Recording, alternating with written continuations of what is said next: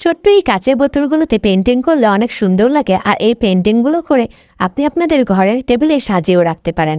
এই যা ভিডিও করছি আর ভিডিও অন করতে ভুলে গেছি। আমার সঙ্গে ঠিক এমনটাই হয়ে থাকে যে আমি ভিডিও করতে বসি আর ভিডিওটা অন করতে ভুলে যাই।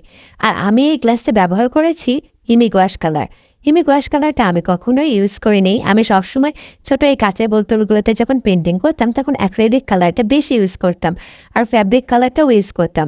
কিন্তু ফ্যাব্রিক কালারটা ইউজ করার ফলে পানি লাগলেই কিন্তু কালারটা উঠে যাওয়ার সম্ভাবনা থাকে।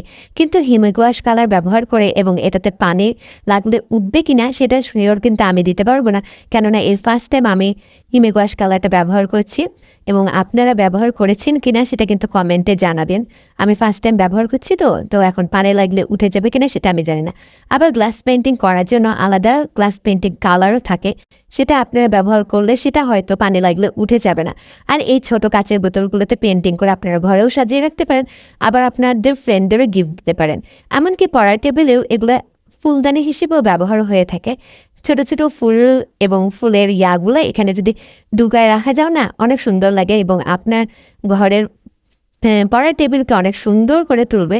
আসলে একটা কথা আমি ভয়েস দেওয়ার বেলা অনেক নার্ভাস ফিল করি। আপনারাও কি আমার মতো এতটা নার্ভাস ফিল করেন? কেন এত নার্ভাস ফিল করি আমি জানি না। আমি একটা ভয়েস দেওয়ার জন্য অনেকবার ভয়েস রিমুভ করি।